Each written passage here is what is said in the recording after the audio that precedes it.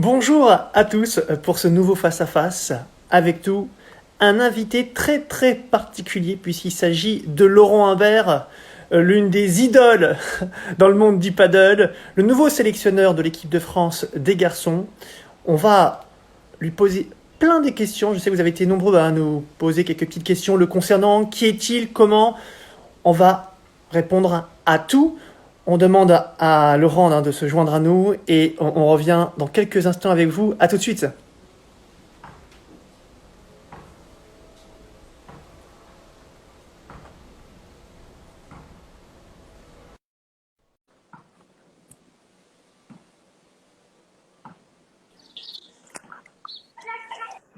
Laurent, est-ce que tu nous entends? Salut Franck, ça va? Salut Laurent, bah écoute, Ah, oui, ça va. Je fais quelques petits réglages quand même. Ah bah, Voilà. on sait que c'est une grande première pour toi dans ce live et dans le monde des Instagram. D'abord, merci Laurent d'avoir accepté notre invitation. Avec plaisir. On a pas mal de questions à te poser évidemment, et puis tu le sais, tu fais partie de ces personnes qu'on a l'impression de connaître depuis toujours. Et on va tout vous dire. On va vous dire qu'effectivement, il y a des raisons à tout cela. Avant de commencer l'interview, tu peux nous raconter un petit peu comment se passe pour toi le confinement et le déconfinement du coup? Ouais, bonjour à tous. Merci Franck de m'accorder ce moment avec toi. On se connaît depuis quand même maintenant pas mal Ouais. d'années. Bah, écoute, le confinement, évidemment, comme beaucoup. Alors, à titre personnel, il est pas compliqué dans le sens où, ben voilà, moi, je suis pas malade, ma famille non plus, donc voilà, je suis dans une maison, donc il y a bien pire. C'est bien plus malheureux pour les gens qui sont décédés de cette maladie. Au niveau professionnel, c'est évidemment compliqué. Moi, je travaille dans la promotion immobilière. Aujourd'hui, j'ai tous mes chantiers qui sont arrêtés. Mes équipes sont en télétravail. Alors, on fait un peu, je pense, comme on peut aujourd'hui.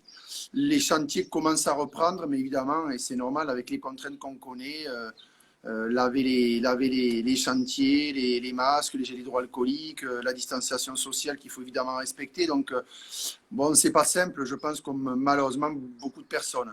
Maintenant, évidemment, le plus important pour nous est de ne pas être malade. Donc, j'ai plus une pensée pour les gens qui sont vraiment malades pour moi ou pour les gens qui galèrent un peu dans leur Bien sûr. travail aujourd'hui, quoi. Alors justement, tu parlais de chantier. Bonjour à tous, hein, vous nous rejoignez. Effectivement, il y a beaucoup de dossiers dont on va parler ensemble avec Laurent. Alors, premier dossier, on parlera des 30 ans de padel un peu plus tard, mais d'abord, on va parler de ce rôle aujourd'hui en tant que sélectionneur de l'équipe de France des garçons, des jeunes garçons. Ouais. Euh, Tu as pu bosser un petit peu. J'ai vu qu'il y avait quelques questions hier quand les gens ont su qu'on allait t'interviewer. Certains nous ont demandé si tu avais déjà commencé à travailler sur une équipe de France, si tu l'avais imaginé, si tu savais déjà quels étaient les joueurs sur lesquels on pouvait compter à l'avenir, et puis peut-être même, est-ce qu'il y avait des joueurs auxquels tu pensais, peut-être des futurs Bella ou des futurs joueurs de l'équipe de France dans la Team France? Ouais, alors pour être très sincère, on en a beaucoup échangé avec la Fédération française de tennis, évidemment, et Thierry Pham notamment, qui a pris en charge notamment ces équipes de France de paddle. Aujourd'hui, c'est compliqué parce que vu la conjoncture actuelle avec le Covid et les compétitions sportives qui, à mon avis, cette année sont très, très compromises, j'ai pas eu l'occasion encore de voir les joueurs, évidemment, d'une part, de discuter encore avec eux. Donc, je me suis quand même. On a échangé avec, on va dire, ma collaboratrice, Sandy Godard, sur cette équipe junior masculine. Euh, Moi, je me suis beaucoup rapproché d'Alexis. On en parlera plus tard, un peu plus tard d'Alexis aussi, mais je me suis beaucoup rapproché de lui parce que il s'est déjà occupé des jeunes, Ouais, ouais. en plus des garçons qu'il avait en équipe senior. Donc moi, j'avais déjà suivi leur périple l'année dernière.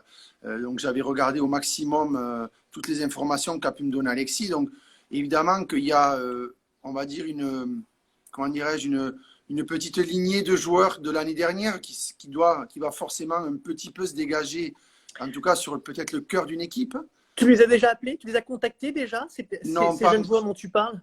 non, pas encore. C'est quelque chose que je vais faire après le déconfinement, je pense, au-delà du travail professionnel que j'ai, mais je crois que très sincèrement, les gens n'ont pas vraiment la tête à savoir s'il y aura un championnat d'Europe en fin d'année, chose qui Ah, paraît peu probable aujourd'hui.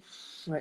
Il vaut mieux que les gens se recentrent sur leur famille et la santé des uns des autres et du travail. Donc, moi, j'ai commencé, on va dire moi, à regarder un petit peu, grâce à Alexis d'ailleurs, parce que c'est lui qui les a eu l'année dernière. Il m'a donné pas mal d'informations sur les joueurs. Je contacterai évidemment les joueurs via leurs parents, certainement, une fois qu'on aura peut-être rejoint, on va dire, une partie normale de notre vie dans quelques semaines ou quelques mois. D'accord. Alors, j'ai vu qu'il y avait quelques questions. Alors, Manfro, et puis une autre question qui concernait Bastien Blanquet. On reviendra un peu plus tard sur le thème de Bastien Blanquet. Est-ce que tu as été l'ancien coach de Bastien Blanquet? Je vois qu'il y en a quelques-uns qui peut-être te connaissent ou qui suivent l'aventure, ton aventure et celle de Bastien Blanquet. On reviendra un petit peu plus tard sur ce sujet-là. On va continuer un petit peu sur l'équipe de France. Alors, justement, on parlait des joueurs de l'équipe de France jeunes. Ouais. Est-ce que avec Alexis, vous avez déjà, tu me l'as dit, vous avez déjà parlé de certains joueurs. Est-ce qu'il y a des joueurs, c'est une question qui revient régulièrement, auxquels vous pensez, où vous dites, tiens, ces joueurs-là, ils pourront faire partie, un de ces quatre, de l'équipe de France, voire même, on a quelques pépites qui peuvent éventuellement jouer à terme sur le circuit professionnel. Ouais, alors moi j'ai discuté avec Alexis, effectivement, lui, dans ce qui s'est passé l'année dernière au championnat du monde, il me dit, il y a des joueurs, tous ont des qualités, évidemment, sinon ils n'auraient pas été là pour faire un championnat du monde, ça, c'est une évidence. Après, il m'a dit, c'est vrai que j'ai été surpris enfin surpris, dans l'attitude ou le comportement et l'adaptation, c'est surtout ça qui l'a un peu interpellé de certains joueurs, et notamment un ou deux joueurs, Johan Boronat notamment, qui n'avait que 12 ans à l'époque, qui est rentré dans l'équipe DU14 pendant le championnat du monde. Il était joueur de gauche, Alexis l'a fait jouer à droite, et en plus en plein milieu de compétition. Donc c'est pas facile déjà de ne pas jouer de son côté, tous les joueurs de paddle le savent, c'est toujours difficile de jouer à droite et à gauche. Rentrer en pleine compétition en milieu de semaine, alors que les autres joueurs avaient déjà un ou deux ou trois matchs dans les jambes, c'est pas facile. Et en plus de rentrer avec les U14 alors qu'il avait que 12 ans. Donc, il m'a dit, c'est vrai que c'était assez surprenant. Et en plus, le comportement a été bon sur le terrain, même par rapport à son niveau de jeu. Il m'a parlé aussi du petit Artaud, qui est de la Ligue de Mayenne, je crois, Alexis m'avait dit, de chez notre ami Simon Boissé là-bas. Un joueur de gauche U14 qu'il a trouvé vraiment pas mal. Mais il m'a dit tous ont été à la hauteur de l'événement. Il me dit après, il me dit si on doit en détacher un ou deux qui ont été un peu surprenants par rapport à leur position sur le terrain ou leur motivation, il y avait eux. Et après, effectivement, aujourd'hui, moi je les connais pas assez pour dire si demain on a un futur Bella Oui. chez les Oui. jeunes. C'est tout ce que je leur souhaite. Hein. Est-ce qu'il y aura, alors je rigole un instant parce que j'ai vu que certains pensaient à Franck Dinisti pour intégrer l'équipe de France des jeunes. Merci en tout cas. Est-ce que tu me sélectionnerais? Même pas certain, même pas Bah, sûr. chez les jeunes, ça me paraît compliqué. C'est la même pour moi, je te rassure. Euh, Par contre, on parlait éventuellement des espoirs, et effectivement, oui, de ceux qui sont partis l'année dernière au championnat du monde avec, avec l'équipe de France. Celui qui aujourd'hui a le plus de potentiel, que moi je connais bien pour l'avoir joué ou m'être entraîné des fois avec lui, c'est Thomas. Thomas Legge, Malek qui ne qui fait est plus partie parti à de. Madrid et qui a Ouais. tout juste qui a entre 18 et 19 ans. Après, C'est une perte. voilà, C'est une perte pour l'équipe de France parce que c'était un poids lourd de l'équipe l'année dernière, je crois. c'est une perte pour les juniors, mais c'est peut-être un gain pour les seniors par Ah contre. oui. Bah À d'ailleurs il a. terme, au moyen terme. Ouais. Après, voilà, c'est. Bon, après, on connaît tous Thomas, je pense qu'il le sait. On reviendra sur Bastien un peu plus tard. Je connais un petit peu le paddle. On reviendra sur moi peut-être un peu plus tard parce que c'est pas le Ouais. plus important. Mais voilà, le secteur du paddle en Espagne, il a explosé. La concurrence est très importante. Donc aujourd'hui, être capable de dire si Thomas sera capable de rentrer dans les 100, dans les 80, dans les 50, parce qu'il a que 18 ans ou 18 ans et demi. En tout cas, aujourd'hui, moi, je pense qu'il est le mieux armé aujourd'hui avec le niveau de paddle qu'il avait en France et l'âge qu'il a aujourd'hui en Espagne. Même par rapport à d'autres joueurs qui sont maintenant nettement. Alors, attention, on parle de nettement plus âgé dans le sport, bien évidemment.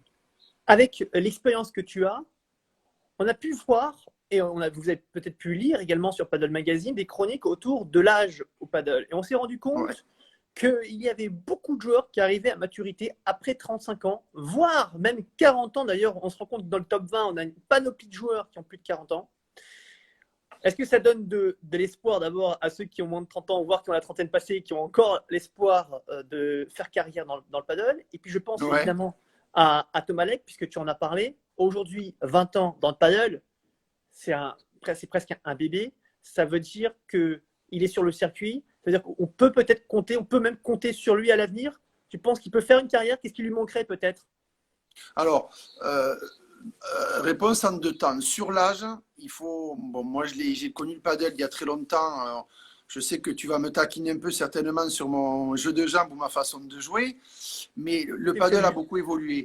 Le padel a beaucoup évolué.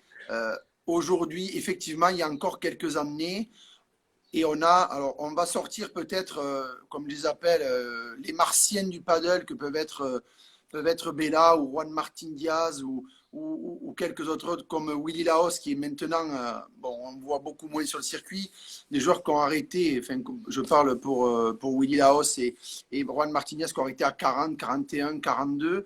Bella en a 40, je crois, ou 41 à peu près.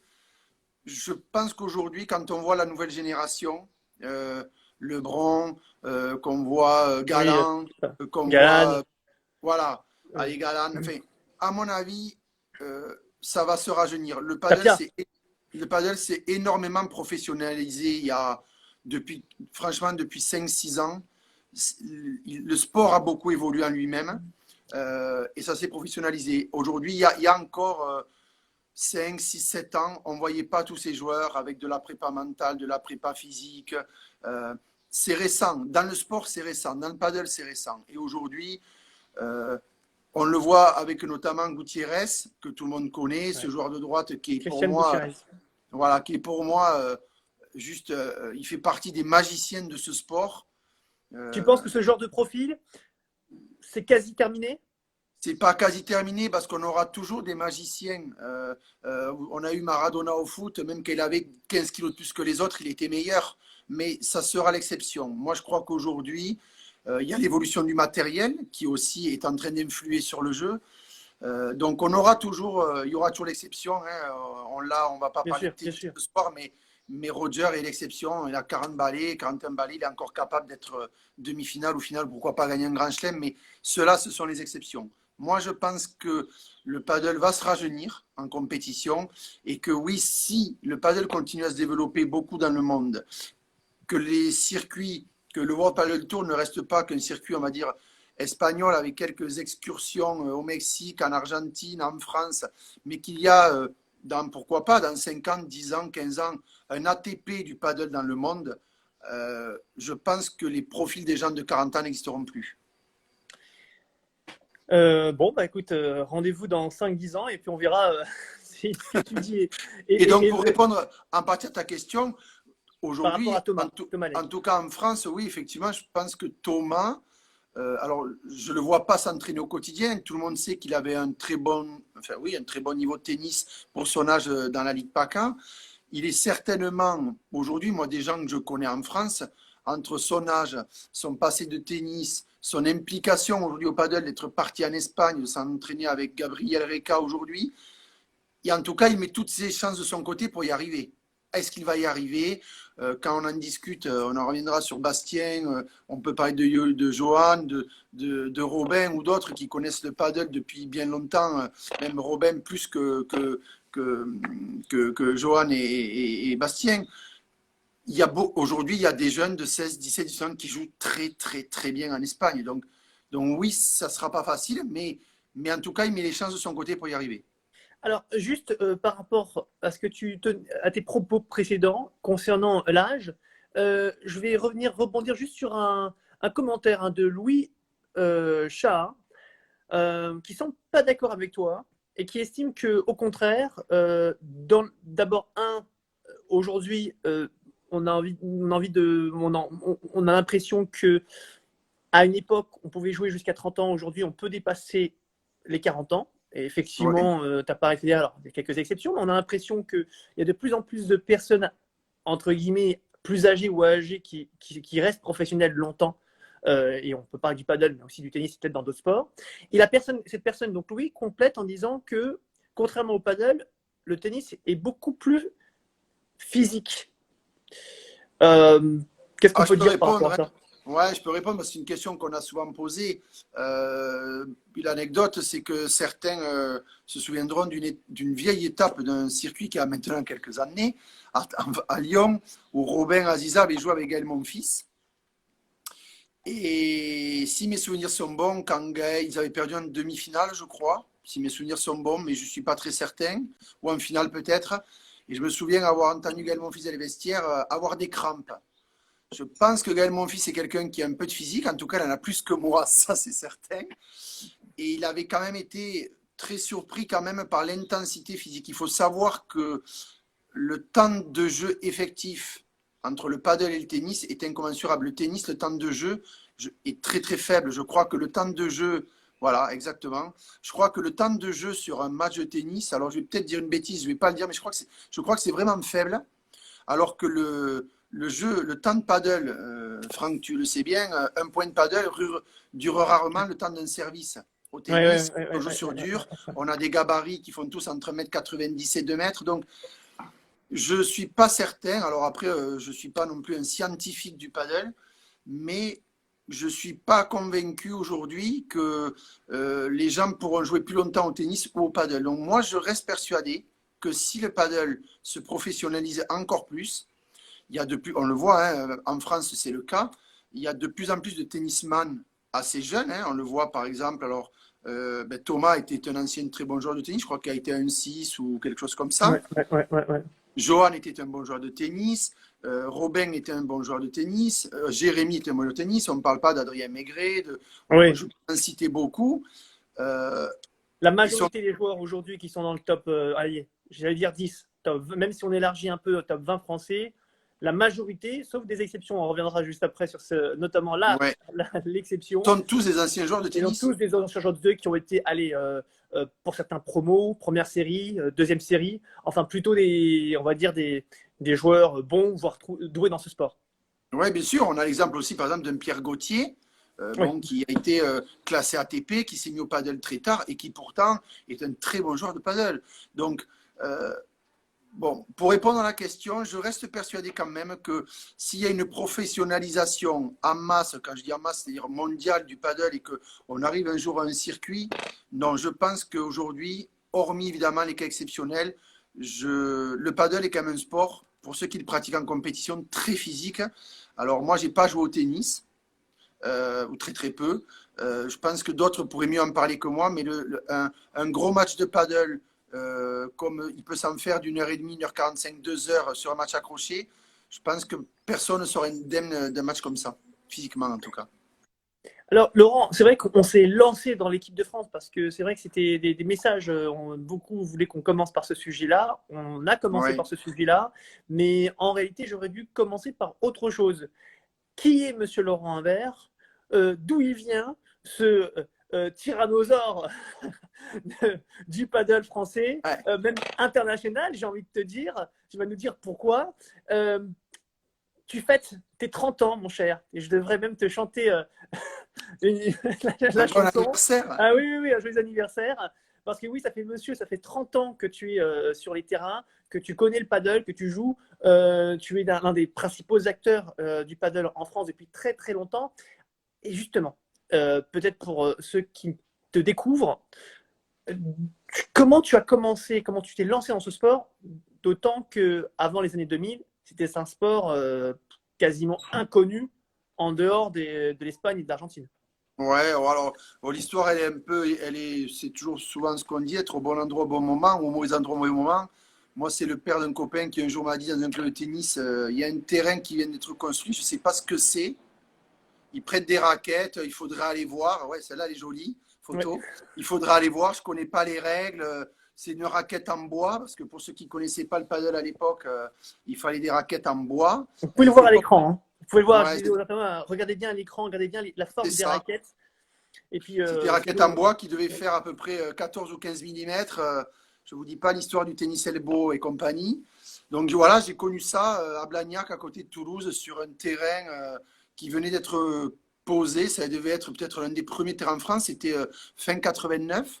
Donc j'ai commencé, moi, début 90. Donc effectivement, en 90-2020, ça fait 30 ans. Et donc en fait, j'avais joué 4-5 mois au tennis, mais je ne m'éclatais pas vraiment. J'avais fait un peu de foot, un peu de basket, j'avais été un peu touche à tout. Et j'ai joué à ce jeu, et puis 30 ans plus tard, on est sur Instagram. Voilà. L'histoire de Rembert, elle démarre là. Et en fait, je me suis passionné pour ce sport que j'ai trouvé super ludique, super sympa, funky, drôle. Il y avait de la compète, mais comme au début, c'était vraiment de la compète, on était peu nombreux. Moi, j'allais beaucoup en Espagne, m'entraîner à Marbella l'été, parce que c'était vraiment aussi l'un des berceaux du paddle en Espagne, l'Andalousie. Et quand j'ai fait mes premiers tournois, même quand je jouais des gens qui étaient super forts, parce qu'il n'y avait pas de professionnels à l'époque, c'était toujours la bière après le match. Enfin, je n'avais pas connu ça dans d'autres sports. Et donc, du coup, c'est pour ça que je suis parti là-dedans, quoi. Voilà, à fond.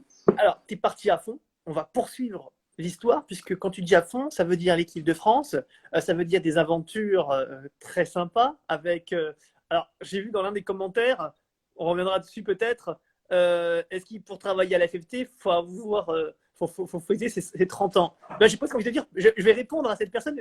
Oui, faut presque fêter ses 30 ans parce que bah, tu nous le diras, il y a Sandy, il y a beaucoup de joueurs. La majorité des gens aujourd'hui qui sont dans la FFT sont des gens qui sont dans le paddle depuis un bon moment, hein, je pense. Ouais. Donc, d'ailleurs, tu peux peut-être lui répondre. Est-ce que pour travailler à la FFT, il faut avoir en gros un bon passé de joueur de paddle pour être sélectionneur ou pour être consultant Bah, peut-être moi, je pour la pense FFT. qu'un passé de paddle, il est nécessaire parce que je pense que moi, aujourd'hui, on me demanderait, sans prétention aucune, évidemment, d'être sélectionneur de l'équipe de France de tennis, même des cadets ou des minimes ou même des poussins. Je dirais non parce que je suis vraiment incompétent en la matière. Je ne connais pas du tout assez bien ce sport, même si je le trouve très bien, mais j'ai vraiment pas de compétences. Donc, je pense, est-ce que c'est une question d'en avoir 10, 15 ou 30? J'en sais rien. Moi, aujourd'hui, je suis passionné, je suis un vrai passionné de ce sport et Dieu sait qu'on reviendra un petit peu en arrière, peut-être sur mon petit parcours à Ouais, l'équipe de ouais, France, mais ça fait bien sûr. 30 ans que je bassine. Je vais dire à mes potes et mes amis, ma famille, en leur disant, vous verrez un jour, ça me rappelle une publicité d'une assurance ou d'une mutuelle que je ne citerai pas, mais un jour, je leur disais, un jour, vous verrez que le paddle, ça ne sera pas trois mecs à Blagnac qui tapent dans une balade ou à Toulouse, et c'est en train d'arriver.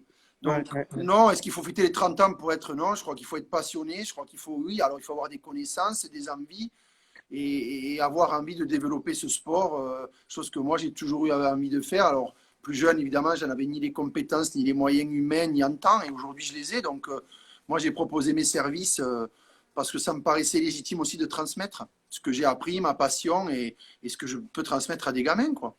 Eh bien, justement, l'expérience dont tu es en train de parler, on va en parler maintenant. Maintenant, direction l'équipe de France et puis l'aventure dans des pays exotiques. Raconte-nous un petit peu comment, raconte-nous comment Ben, ça s'est passé l'aventure, justement. l'aventure, elle démarre bon, 89-90, je commence, et puis à l'été 92, le président de la fédération de l'époque nous dit on n'était pas très nombreux, les sélections étaient beaucoup plus faciles à faire qu'aujourd'hui, on va pas se mentir, et il nous dit voilà, en septembre, fin septembre, il y a un championnat du monde de padel à Madrid. Et, euh, et comme il y avait aussi beaucoup moins de nations, je crois qu'il y avait que 8 ou 9 nations à l'époque, il nous dit on va envoyer une équipe de France, donc il faut aller s'entraîner.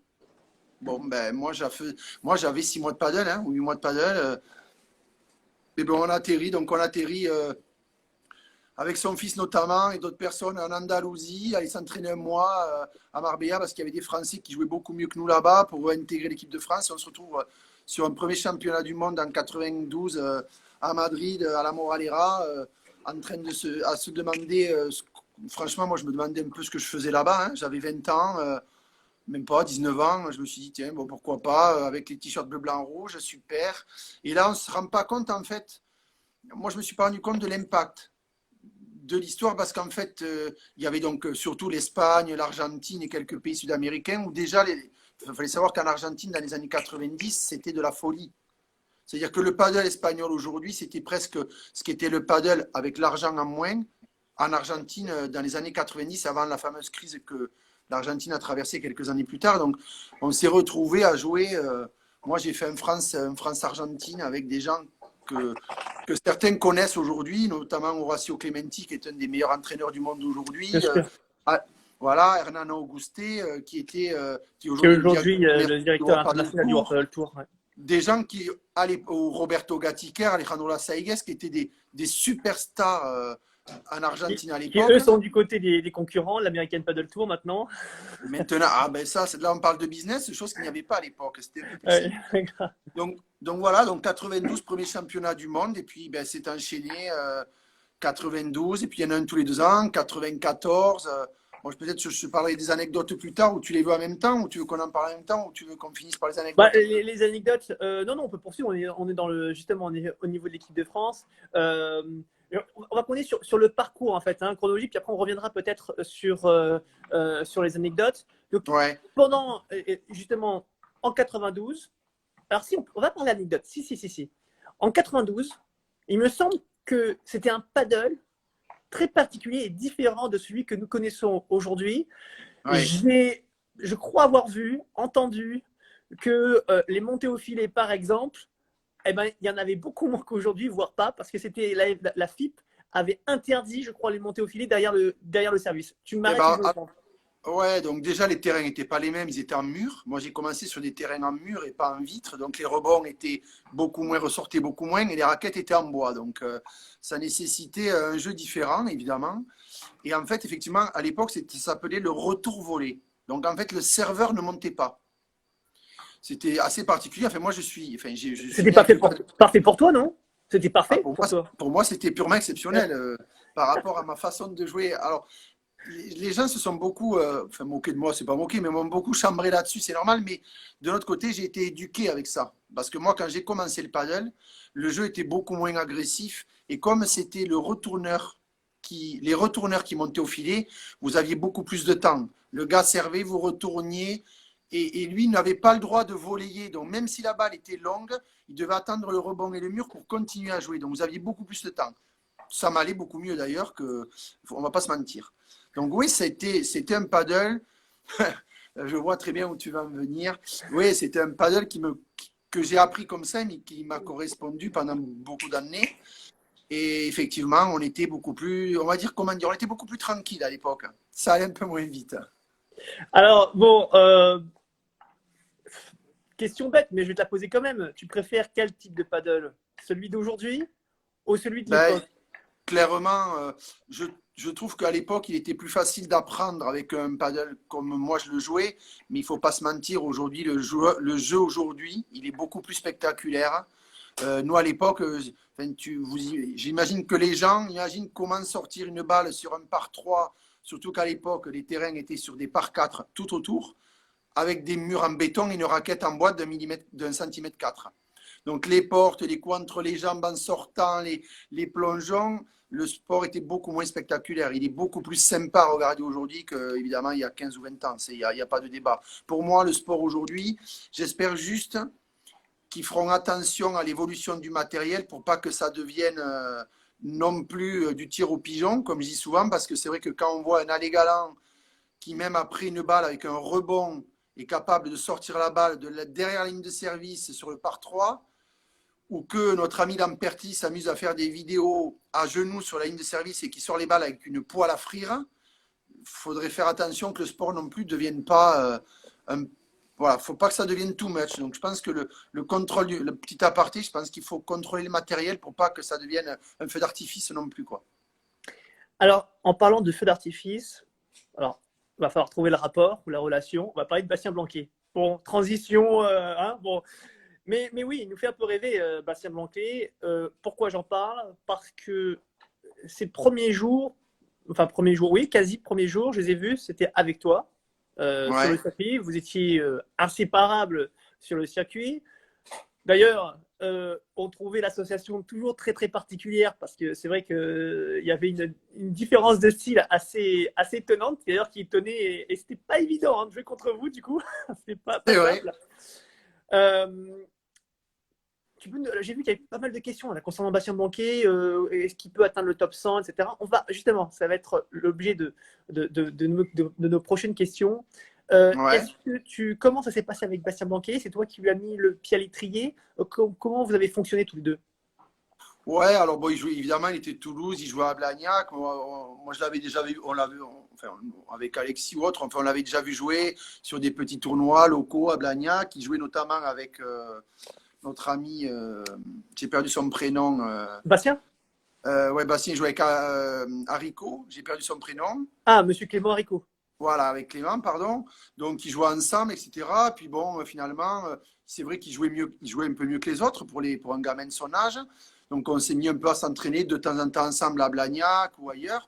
Et puis moi, un jour, te dire comment ça s'est fait, Francky, je ne sais pas exactement, mais c'est vrai qu'à un moment donné, est-ce que c'était en discutant avec son papa, avec Gérard ou avec d'autres, j'ai su il voulait changer de partenaire. Bon, moi, j'étais quand même plutôt, on va dire, pas en fin de carrière, c'est un grand mot carrière, mais en fin de, plutôt de, j'allais pas commencer à faire des compétitions, on va dire, à 37 ou 38 ans. Euh, et je lui ai demandé, je lui ai dit, écoute, si tu veux, on peut jouer ensemble un an ou deux, si ça te fait plaisir. Moi, c'était pour l'aider, si tu veux, à grandir dans son jeu mentalement, parce que bon, c'est normal, hein, à 18 ans ou même pas, enfin, je sais pas quel âge il avait, là, même, je crois 16. C'est normal, cet âge-là, il était complètement foufou. Donc moi, je me suis dit, écoute, si tu veux qu'on joue ensemble 6 mois, un an ou 2 ans, on fait un an ou 2 ans ensemble. Moi, je peux t'apporter enfin, un peu la sagesse, un peu la Le tactique vice? du jeu, parce que quand il jouait avec Clément, bon, ça tirait par, ça tapait fort, bim bam boum. On voyait qu'il avait quand même de l'aisance en défense par rapport au gamin de son âge, puisque quand moi je l'ai connu, il avait 14-15 ans. Et donc, c'est venu comme ça, en s'entraînant, on a joué. Puis finalement, on a joué, je crois, 2 ans ensemble. Puis on s'est éclaté, on a gagné la National Padel Cup, on était à la Madrid. Ça fait... Bon, voilà, franchement, on s'est éclaté. Puis à un moment donné, il fallait que de toute façon, il ne joue pas avec un, comme tu l'as dit, ouais, je ne sais pas si tu as dit mammouth ou dinosaure, mais avec Bon, les deux, ça va. les deux iront bien. Non, puis c'était évident. Voilà, moi je pense que je lui ai apporté ce que je lui ai apporté. Je pense qu'on s'est régalé pendant les 2 ans où on a joué ensemble. Et après, il a joué, je sais qu'il a joué aussi avec Alex parce qu'ils ont gagné même la National Alexis Padel Sall. Cup tous les deux. Ouais, Voilà, avec absolument. Ils Alexis. avaient fait, bon, ça avait été complètement dingue d'ailleurs ce match. Et peut-être l'apprendre, il a fait également un tournoi exceptionnel dans un club que nous connaissons très bien. C'était au Club du Mas. C'est l'Open du Club du Mas. C'était il y a 3-4 ans. On avait joué ensemble, mon cher. J'avais été son partenaire parce que je crois que tu lui avais fait défaut. Je sais plus exactement ce qui s'était passé. Et du coup, il C'est vrai. cherchait un partenaire de luxe. Ah bah forcément comme partenaire de luxe. Et bah, mon cher, on a été jusqu'en finale. Bon, j'ai un peu foiré sa finale par contre, mais je m'en suis occupé personnellement. Mais C'est vrai. Comme non, quoi, voilà, comme quoi, hein, bon, voilà. En tout cas, depuis, il y a eu beaucoup un parcours de fou. Et puis aujourd'hui, il a été il a été 3 fois champion de France de ouais, paddle, avec Johan, ouais. consécutive avec Jean Bergeron. Mais justement, c'est une question qui revient souvent. Quand, d'ailleurs, je vais reprendre une des questions que vous avez posées tout à l'heure, je ne me souviens plus de son nom. Qu'est-ce qui manque aujourd'hui à Bastien pour passer le cap sur le circuit professionnel et pour atteindre le top 100, d'abord le top 100 mondial, selon toi? Alors déjà, il faut savoir que pour ceux qui le connaissent, il a quand même eu, c'est un gamin, bon, enfin, un gamin, il a 25 ans maintenant, mais bon, 24 ou 25, mais c'est vrai que c'est un gamin qui a eu une énorme transformation physique, énorme. C'est un gamin qui fait beaucoup d'efforts, qui va vraiment au fond des choses. Alors évidemment, il est un peu têtu, mais ça, c'est aussi du caractère. Mais c'est un gamin qui fait beaucoup d'efforts, qui se remet beaucoup en question. C'est pas le cas de tout le monde dans ce sport ou dans d'autres. Hein. C'est pas facile un jour de se regarder devant une glace en disant j'ai 5 kilos de trop, je suis pas bon, est-ce qu'il faudrait pas que je joue à droite, est-ce qu'il faudrait pas que je change de partenaire, est-ce que c'est pas moi le problème dans l'association. Il a pris un coach mental comme certains l'ont fait, il a beaucoup maigri, il fait beaucoup de muscu, c'est quelqu'un qui est très impliqué dans ce qu'il fait, toujours dans des conditions pas faciles, hein, parce que c'est quelqu'un qui se bat pour aller chercher de l'argent, pour pouvoir faire ses saisons. Je sais que là, depuis maintenant quelques temps, il est aidé par Jérôme Borona, qui l'aide dans ses recherches de sponsors. Donc, il a du mérite, comme d'autres. Hein. Moi, je parle plus de Bastien parce que c'est plus facile pour moi d'en parler, parce que je le connais vraiment Pas par Sûr, cœur, mais en bien tout sûr. cas dans le paddle, je le connais par Vous cœur. connaissez très bien, vous êtes ensemble, vous êtes à Toulouse, Voilà. il a débuté avec toi en partie avec aussi Clément Rico, comme tu l'as dit. Donc finalement, tu as un lien particulier. Oui, bien sûr, oui, j'ai un lien particulier avec lui parce que quand il m'appelle, j'essaie d'être là quand il a besoin, comme je sais qu'il appelle aussi beaucoup Alexis, parce que quand on a monté, peut-être on en reviendra plus tard, le My Paddle Tour, il nous a filé un coup de main, les joueurs le savent, il venait nous aider à monter, démonter, on en parlera peut-être plus tard du circuit, notamment du FFT Paddle Tour surtout. Donc, il a beaucoup de mérite. Aujourd'hui, moi, qu'est-ce qu'à mon avis, il lui manque pour être dans le top 100? Il a été pas loin, parce que je crois qu'aujourd'hui, il est redescendu, mais il a été 130 ou 135 dans ces eaux-là. Il lui manque, peut-être Tu serais son toujours. coach. Tu serais son coach. Tu l'orienterais vers, vers quelle direction pour éventuellement qu'il passe le cap. Alors, je te fais un petit résumé peut-être de ce qui a été Ouais, dit lors d'interviews précédentes, ou voire même de discussions qu'on a pu avoir avec Bastien. Il y a eu plusieurs choses qui ont été dites. Tu me diras si ou non tu es d'accord avec ça. Première chose, même si aujourd'hui il est beaucoup plus, il y a un temps où il était pas suffisamment offensif. Il l'a vachement corrigé. D'ailleurs, on s'en est rendu compte lors des derniers matchs qu'il a fait avec Joe Bergeron. Et on ouais. voit le résultat. Tu me diras si oui ou non tu es d'accord. Ça, c'est le premier point, la partie offensive. L'autre point, alors là, c'est plus particulier. D'ailleurs, je lui avais posé la question et je lui poserai la question lorsqu'il sera avec nous dans quelques semaines en direct dans le face-à-face avec Ouais. Paddle Magazine.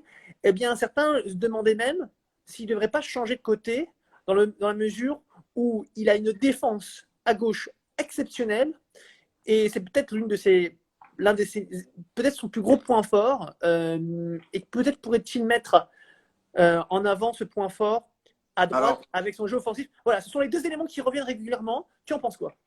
alors, en plus, c'est bien. Alors, ce sont deux sujets qui sont extrêmement liés. Je sais parce que, alors, je ne vais pas me comparer à lui parce qu'aujourd'hui, Bastien joue beaucoup mieux que moi, mais moi, j'ai commencé à jouer à gauche. Malgré les apparences et mon physique à peu près monstrueux et mon jeu de jambes et mes envolées planétaires que tout le monde connaît, j'ai commencé à gauche. Effectivement, Bastien a son point fort et la défense. Il n'y a pas de sujet là-dessus. Et le problème, c'est qu'il a dû se forcer à aller à l'avant, à aller jouer devant. Et la présence de Joe à côté, qui venait du tennis beaucoup plus offensif, l'a beaucoup aidé. Donc, moi, à mon avis, ce qui lui manque peut-être, on en reviendra après. Pardon. Donc, oui, je suis d'accord avec ce qu'il a dit. Et effectivement, le joueur de droite est un joueur, alors aujourd'hui dans le paddle moderne, qui est offensif, bien évidemment, qui s'est tapé. Mais le joueur de droite a toujours été, globalement, sauf quand vous êtes gaucher à droite, comme l'était Juan Martín Díaz par exemple, mais un de droitier à droite est quand même souvent le tacticien ou celui qui va mettre en place le point, qui va un peu plus diriger le point et qui va prendre le temps de créer ou de mettre à profit les balles pour que le joueur de gauche soit le finisseur. Quand on a deux droitiers. Quand on a un droitier et un gaucher, effectivement, ça peut être différent. Donc oui, Bastien peut avoir clairement un profil de joueur de droite. Il s'est tapé, donc ça, qui tape à droite, à gauche. Par contre, il a une défense, effectivement, pour reprendre le terme que tu as employé pour moi, quand même de mammouth. Je pense que tout le monde reconnaît qu'il a une défense globalement largement au-dessus de la moyenne, en tout cas en France. Donc oui, ça pourrait être un joueur de droite. Ça pourrait être l'une des solutions pour passer le cap des 100. Après, l'European Tour, il y a aussi le partenaire. Il y a des joueurs, ça se fait encore, on ne va pas se mentir, il y a des joueurs qui aujourd'hui payent des joueurs meilleurs pour pouvoir passer le cap des pré-prévia. Et effectivement, aujourd'hui, moi je trouve que le système du European Tour, notamment le tableau final, il est quand même très protecteur des gens qui sont dans les tableaux finaux, hommes et femmes, et dans les pré-tours. Ouais. Donc c'est difficile de rentrer, il ne faut pas se mentir. Donc il peut avoir, lui, comme solution le changement de côté.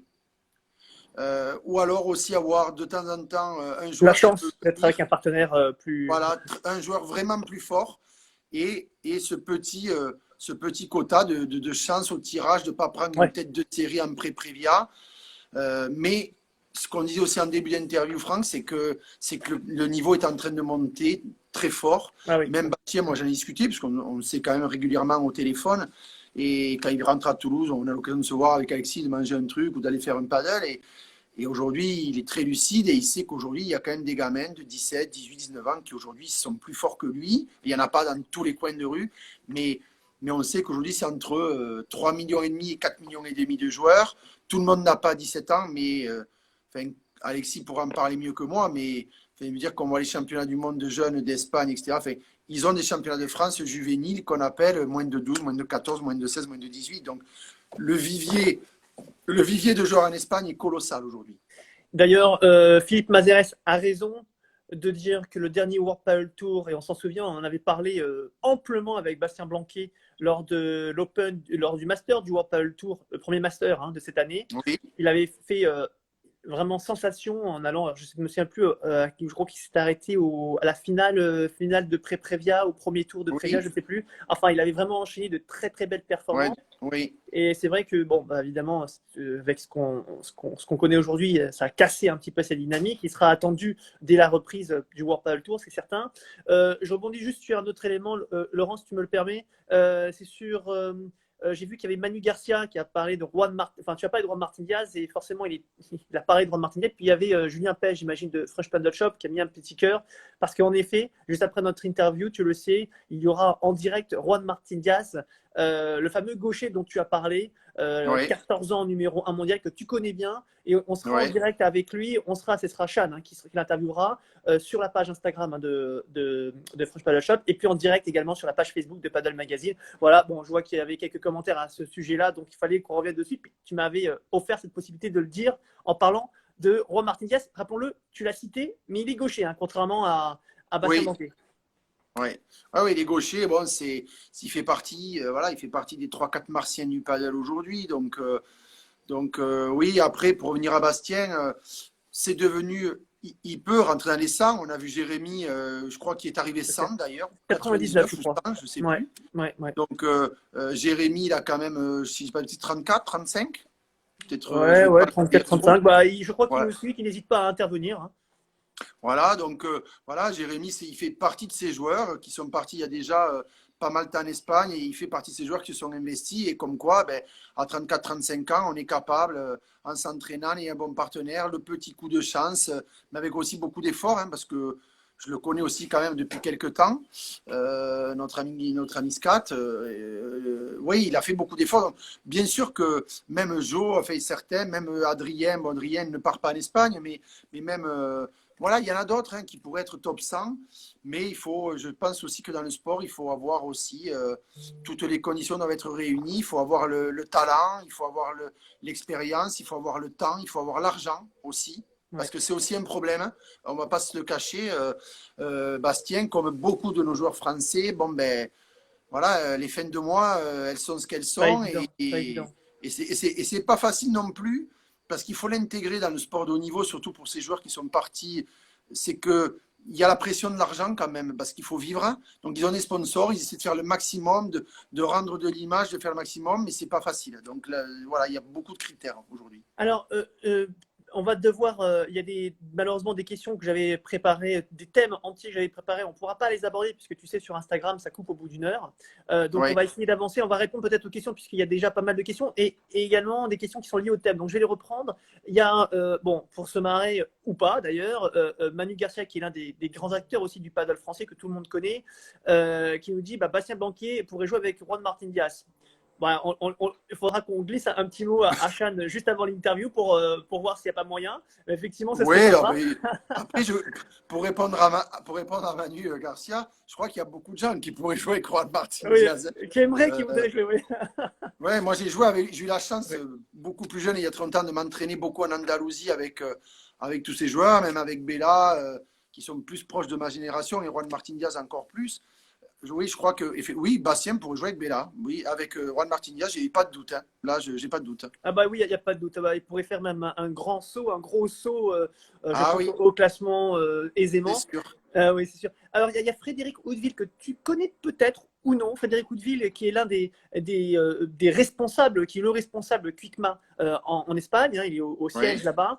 Et qui nous dit, alors lui qui parle formation, tu as parlé de Bastien Blanquet, tu as parlé des jeunes, et qui nous dit, en effet, il y a des joueurs en Espagne qui sont très forts à 17 ans. D'ailleurs, on l'a vu lors des championnats du monde de paddle l'année dernière à Castellón. On s'est rendu compte du fossé pour l'instant qu'il y avait entre l'Espagne, l'Argentine et puis le reste du monde. C'était assez chaud. C'était bon. Il n'y avait pas. Est-ce que la FFT va mettre l'accent sur la formation des jeunes dès le plus jeune âge? Très bonne question de Fred, toi qui es le sélectionneur justement de l'équipe jeune des garçons. Vous avez déjà parlé avec Thierry Pham de cet aspect? Alors, on n'en a pas parlé, on a abordé le sujet parce Ou que, Hubert Piquet d'ailleurs. Thierry Pham et ouais, Hubert parce que Piquet. Thierry, qui connaît très bien le tennis et qui découvre le paddle, est quelqu'un qui est vraiment hyper impliqué. Et de toute façon, le raisonnement, il est évident, c'est-à-dire que ça passera par les jeunes. Le développement de n'importe quel sport passe par la jeunesse et faire jouer les gens. Évidemment qu'il est hyper important de faire jouer aussi les parents, parce que quand des parents vont jouer, les parents vont aussi commencer à amener leurs enfants à jouer au paddle. Mais évidemment que la fédération, quand on sera sorti de toute cette pagaille un peu sanitaire, etc., et je pense, enfin, je peux pas imaginer que la fédération n'accentue pas au fur et à mesure, mais il faut le faire avec précaution. Il ne faut pas dire demain, ouais, super, on va créer 2 centres, on va foutre 400 gamins à Paris. Non, ce n'est pas comme ça que ça marche, à mon avis. Mais il y a des clubs où il y a beaucoup de jeunes. Je sais que Patrick Fouquet à Cannes a beaucoup de jeunes. Je sais qu'il y a d'autres clubs qui ont aussi des jeunes. Mais évidemment que la fédération va. Je ne vois pas comment ça peut se passer autrement. Et je sais que pour avoir abordé un petit peu, très brièvement, le sujet, puisque ce n'était pas quand même le sujet, moi, qui nous a liés avec Thierry Pham tout de suite, c'était vraiment l'équipe de France. Mais oui, je pense que la fédération va orienter les jeunes le plus tôt possible pour amener des familles et des jeunes à jouer au paddle. Oui, très bon commentaire d'ailleurs pour revenir sur ce que tu as dit de l'un des mammouths ou des moumoutes du paddle français, donc Mani Garcia, qui nous dit que la formation, c'est la base, mais en France, si on est capable d'avoir des jeunes hybrides tennis-paddle, ils vont croquer le circuit. C'est vrai que c'est l'un des avantages peut-être du paddle français, c'est qu'on a un vivier de très bons joueurs de raquettes, et on a vu que ça allait de plus en plus vite, que les gens qui ont des bons réflexes souvent vont loin ensuite dans le paddle. Oui, alors c'est inévitable. C'est inévitable. Les très bons joueurs de tennis iront beaucoup plus vite que les autres. Aujourd'hui, on le disait, dans le top 20 français, il y en a certainement 13 ou 14 ou 15 qui ont été tous de bons joueurs, qui ont été au moins seconde série au tennis. Mais ce n'est pas un phénomène nouveau. Il faut rappeler que des joueurs comme Juan Martín Diaz, Roberto Gattiquer, je crois de mémoire, avait été 180 ATP au tennis. Hernan Auguste était un ancien très très Oui. bon joueur de tennis. Gabriel Reca aussi. Donc le phénomène joueur de tennis qui arrive au paddle n'est pas nouveau. Il y a quelques exceptions, évidemment, comme dans tous les sports, mais c'est déjà un phénomène connu depuis 25 ou 30 ans dans le paddle. Moi, 92, championnat du monde, quand on regarde la liste des joueurs contre qui j'ai joué qui étaient argentins, c'était quasiment tous des anciens joueurs de tennis. Déjà, circuit ATP. Alors, on parlait tout à l'heure avec Frédéric Houdeville justement de l'implication de la Fédération française de tennis. Ça Ouais. me permet de parler un petit peu des sujets qui fâchent aujourd'hui. Bon, c'est connu de tous. Il y a de nombreux sujets aujourd'hui, notamment la partie club privé, la partie voilà, investissement de la FFT. Ouais. Et quel est ton avis global, justement? On a vu beaucoup de clubs qui grondaient sur l'implication ou la manière de faire de la FFT. Tu en penses quoi, justement? Alors, bon, moi, je suis. C'est un sujet. Si tu veux, pour t'aider, je vais poser la question autrement. D'accord? Peut-être, je donne un exemple qui a été, dont on a parlé énormément de fois lorsqu'on a fait cet article. On a fait un article justement sur ce que voulaient et ce que demandaient les clubs privés. Et Ouais. en règle générale, ils critiquent. C'est pas de la critique gratuite, c'est de la critique très constructive en disant est-ce qu'il est normal aujourd'hui, par exemple, lorsqu'on communique, on va s'investir dans une région et puis quelques mois plus tard, on se retrouve avec 4 ou 5 clubs de paddle municipaux avec des subventions qui viennent de partout, qui viennent se mettre tout autour du club privé. Est-ce que tu trouves, sans critiquer d'ailleurs clubs municipaux et clubs privés, par ailleurs, même combat, hein, même les clubs municipaux se disent est-ce que c'est vrai qu'il y a un intérêt d'avoir 4-5 clubs de paddle dans une même zone géographique à quelques kilomètres d'intervalle? Est-ce qu'il n'y aurait pas une autre manière de faire avec justement ce pouvoir qu'a la FFT et puis les moyens financiers? Alors, bon, c'est un sujet que je ne connais pas bien, mais évidemment que j'ai entendu, parce que pour avoir sillonné quelques clubs en France, privés ou publics, on a ce sujet-là. Moi, je crois que déjà le fonctionnement du club privé aujourd'hui et le fonctionnement du club public n'est pas le même.